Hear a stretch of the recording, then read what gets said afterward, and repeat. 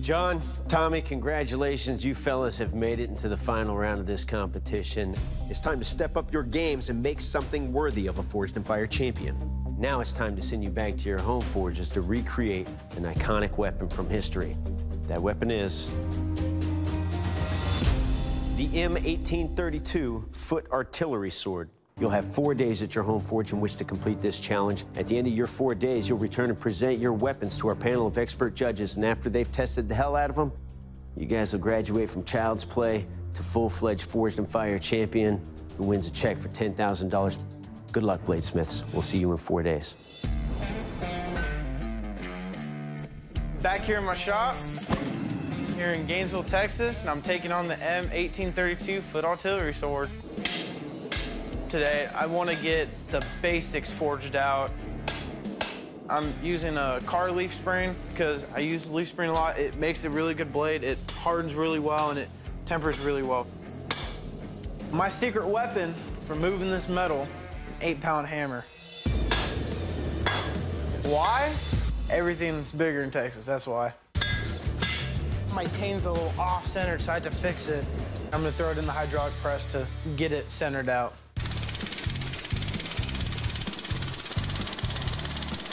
A little slower. She's a little ugly, but she moves metal. That's all that matters. Oh, perfect.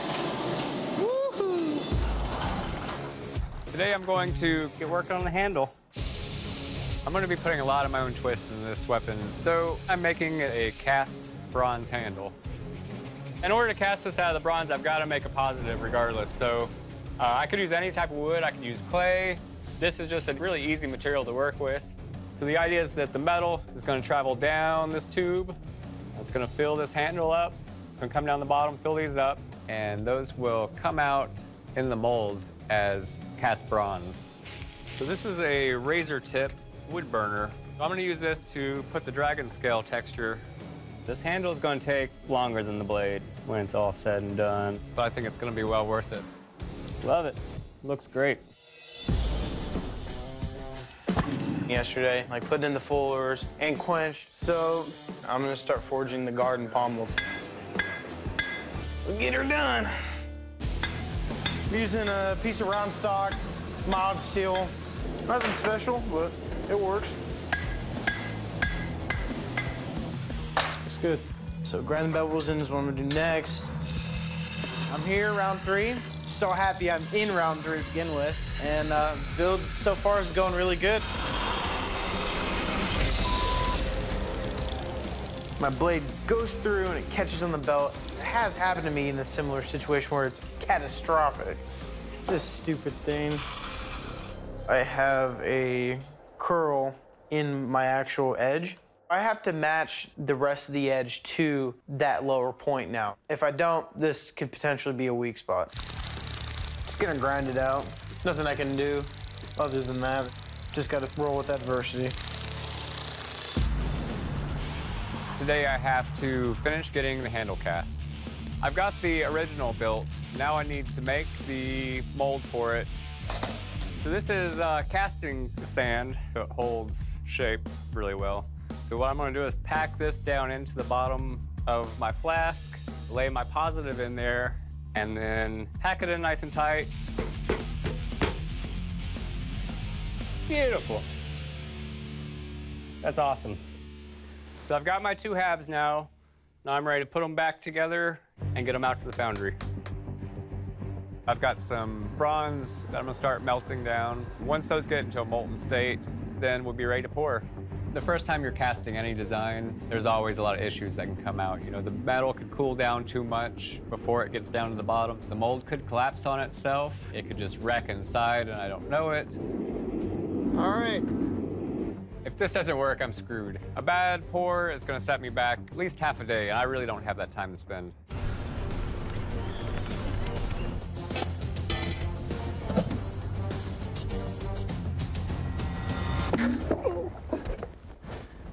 Whoa! That was 3,000 degrees of metal hitting 60-degree water. There she is. Woo! The cool thing about bronze is that there's no carbon in it, so you don't have to worry about cracking or anything like that. I came here to prove that I can deliver more than I did in the first 2 rounds, and I'm really excited to show the judges what I've done. It's a $10,000 sword if I've ever seen one. To find out what kind of deadly force your artillery swords can supply, I will take your weapon and deliver killing slashes on this ballistics dummy. John, you're up first. You ready for this? Ready.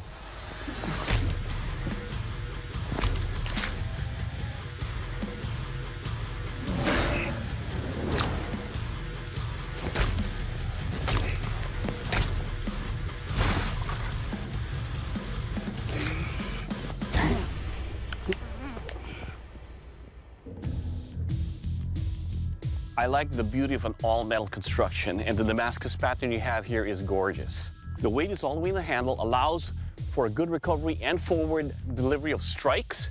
Your edges are very sharp. Every cut cuts deep, cuts the bone and into the organs. And most importantly, sir, it will kill. Thank you. All right, Tommy, your turn. You ready? Get her done.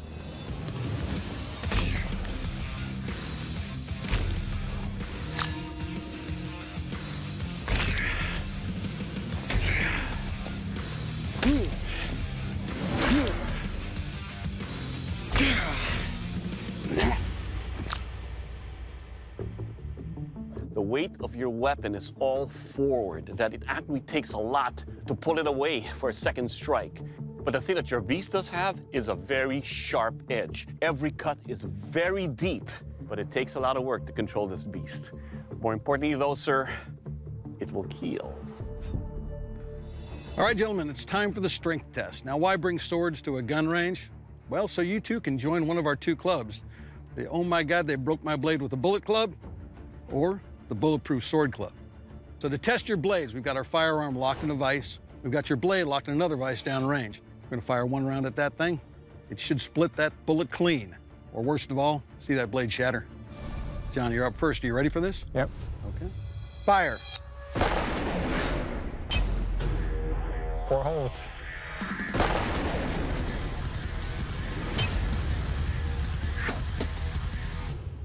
You can actually see top and bottom where that bullet went across your blade. And you can see there's 4 holes in the thing over there. That's the lead core and the jacket going in different directions. So you split that bullet nicely.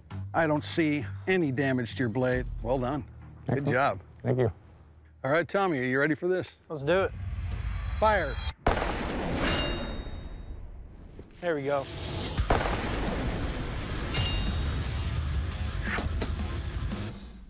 All right, Tommy, well, your blade took some damage in that bullet test. There's a chip in one spot, and the other spot you can actually hear my fingernail catching on that roll. Having said that, it doesn't feel bad in my hand, but it is very heavy for this type of sword. But as far as the strength test goes, as you can clearly see, you took some damage. All right, bladesmiths, now that we know your blades can take a bullet, it's time to find out if they can cut. This is the sharpness test, the shot bag slice. John, you're up first. You ready for this? Yep.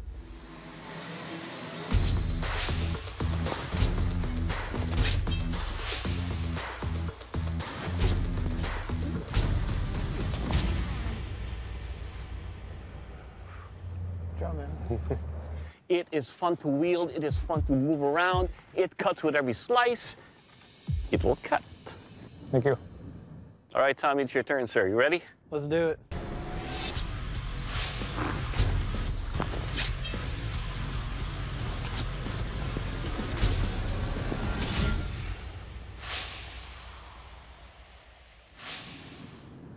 Awesome.